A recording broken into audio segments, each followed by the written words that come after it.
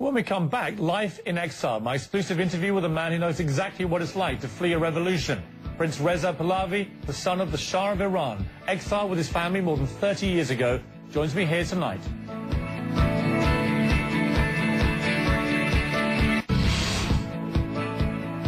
You're looking at a house in London owned by the family of Egyptian President Hosni Mubarak. His son and apparent heir, Ghanem Mubarak, is believed to have fled there.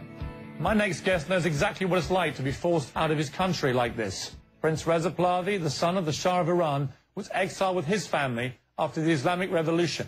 He lived in this country since 1984. Prince Reza, thank you so much. Thank you so much for joining me this evening. My pleasure. What are your thoughts as you see the events unfurling in Egypt? But before anything, Mr. Morgan, if you allow me to say that Egypt has a very special place in my heart and my family's heart. It is the country that offered my family sanctuary and welcomed us with open arms. I'm eternally grateful to the Egyptian people on behalf of my family. This is something we will never forget. And we are, of course, grateful to both President Sadat and President Mubarak for having allowed us the opportunity to visit Egypt, to be able to pay our respects on my father's tomb, which, as you know, lies in Egypt. Having said that, I've been, of course, following the recent events very closely. And what I can tell you is not necessarily specific to Egypt, but when we see Iran, we see Tunisia, and we see many other things, I think it speaks of a new era, and it speaks of a new generation, a generation that demands to be heard, a generation that can no longer take no for an answer, a generation that expects to have every right in freedom and participation and, of course, opportunities. And as such, I think it is time for the world to recognize that if we had had eras where leaders would make decisions or foreign powers would make decisions, isn't it about time that we let the people make the decisions and have a choice? Isn't the problem with that is that it's a great idea in theory. We all would agree with this. The power to the people, give them what they want. As you know better than most, in 1979 in Iran, the wrong kind of people took over, many would argue. You got these Islamic fundamentalists came in, suddenly it turned into a very different country very quickly. You know, I could see potentially the danger here with Egypt. If people aren't careful and this political void goes on too long, you could see a similar problem where extremists come in and you end up with a very, very different country. No, of course I would understand those who would be concerned about that outcome. But then again, don't we learn from history? I hope we do. And I don't think you should underestimate the intelligence of people who have known how wrong things could turn by looking at what happened in Iran. I don't think that what has propelled Tunisians or Egyptians or Yemenis or even Jordanians to speak out is motivated by the Islamists who took over our country and have kept it hostage for 30 years. I think they take heart for what happened in 2009. Of the Green Movement and the aspiration of today's generation who has, by trial and error and by paying a very heavy price, appreciates where it is that we have a separation of religion from state as a prerequisite to democracy. They appreciate human rights. They appreciate those things that would be jeopardized should they fall into the trappings of extremists taking over. I don't think people are oblivious to that. So give people a little bit more faith than that, but work with them, help them so that indeed we cannot have the wrong outcome. And the best way to guarantee that you won't have a wrong outcome is to help the institutions that are moderate, that are secular, that are democratic, because the radicals will then be marginalized. On the other hand, if you don't do all of the above, these forces will become cynical, they will become hostile, which is the perfect breeding ground for extremists who always take advantage of that and turn it into their advantage. Have you or any of your family spoken to President Mubarak in the last week? Not in recent weeks, of course. My mother, who regularly goes to Egypt every year, again on the anniversary of my father's passing, you know, has opportunities sometimes to visit with the president's wife. I haven't had any recent contact, so I've nothing new to really indicate. You now live in America. You Yes. have your home here in Washington. Yes. There's obviously a very divided opinion now in America, a growing division here between people who believe that you should stay loyal to your friends and that President Mubarak, even though he's been oppressive to his people, has on a bigger global stage certainly been an ally of America and done some very important work for America. And there are those who say, well, forget all that. He's treated his people badly. The people are now rebelling against him. They want a new government, a new regime. They want freedom and democracy. Which side of the fence are you? Because you've been through all this in different circumstances, but it's a similar ideology. Which way are you going here? Do you think the people of Egypt now have the right to do what they're doing? In my school of thought, I've always been for people power and the right to self-determination. Having said that, I still believe that President Mubarak has a historic opportunity to bring about the appropriate transition and go down as history as somebody who, at the end of his career, helped the country steer in the right direction. If you hit the call of the people today the proper way. As such, I don't think that he should be either prejudged or pre-condemned, because it's an opportunity to demonstrate what you're willing to do.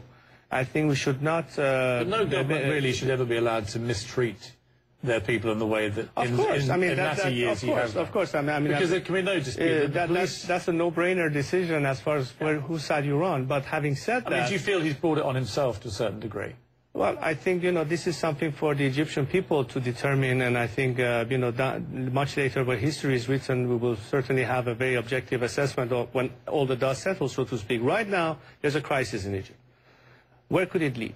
Can it lead to a smooth transition? Could there be genuine reforms? Can there be free elections? Can there be an opportunity for the new generation to elect their own leaders the way they always wanted to?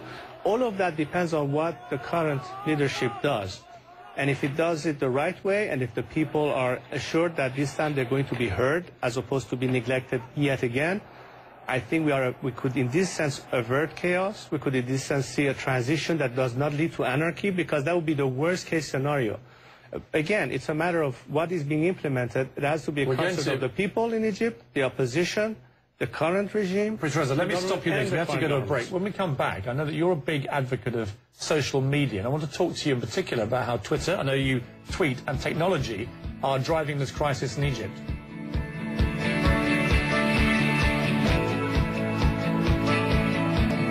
Now my guest, Prince Reza Pahlavi, the son of the exiled Shah of Iran. But first, we've had a number of tweets asking, what is this number that Google and Twitter have set up so that you can circumnavigate the ban on the internet and the closure of the mobile networks? Well, the answer's now on screen, and you can ring, if you're in Egypt, any one of those three numbers, and you can speak to tweet. It's a brand new innovation that Google and Twitter are brought in tonight, and it will enable you to tweet from Egypt. And I urge you to do that, and I also urge you to tweet me at Piers Morgan.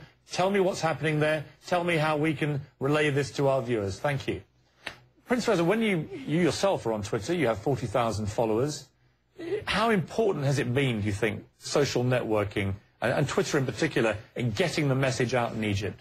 Well, I think since electricity was invented, it's the next best invention since then. And there's no question that in today's world, this technology has proven to be a vital link between dissidents and activists that are fighting their respective oppressive regimes in their countries with the outside world and among themselves. From Myanmar to Venezuela, from Iran to wherever else. Do you find it easy to communicate via Twitter with people in Iran, for example? Well, that we have our ups and downs. I mean, the regime has very strategically done pretty much the same thing when they interrupt, internet access in some cases, shut up cellular communication. There's nothing new to us as Iranians, because we've been experiencing this for years now. But to answer your question, absolutely, it's a vital way of communicating. It's very important to help better orchestrate and organize. So I've been very much involved with that aspect as a means of communication with my fellow compatriots. It seems to me, the young have an edge here over any authority. They understand the technology better than the governments do. I was in China recently, in Shanghai. 30,000 people are employed by the government in China to try and suppress the youth from using social networking. And when I went out with some of these youngsters in their 20s, they were all laughing. And they pulled out their cell phones and said, we don't go through Chinese proxies. We go through American ones or French ones or wherever they could get their hands on. And they were all on Twitter and all on Facebook. And because of that, they could then find out what's happening in the rest of the world. And it's that that's fueling, I think, a lot of the anger in Egypt, because they're not just fed up with their position in their own country. They know it's better elsewhere. Indeed. And I may add something here. It's not only important for them to know that they can communicate to the outside world. It's equally important that they know that the world has heard them and is answering them back. Let's not forget the second part of the component. What empowers people more, what gives them more hope, is that their call for help has not gone unnoticed, that it's been heard, whether it's CNN responding, whether it's the government responding. This is a crucial element to further encourage people who are asking for their rights to begin with, their rights to be heard, their rights to be recognized, their rights to vote. And in this era in which we live, this is a fundamental aspect, the very difference between hope and optimism that leads to stability, as opposed to cynicism and despair that leads to chaos and radicalism. I couldn't agree more. Prince Reza, thank you so much for coming in today. Thank I know you for having me you're again. still in mourning for your brother. I really appreciate you sparing the time. Thank you, sir. Appreciate it. Thank you very Thank you much. very much. Thank you.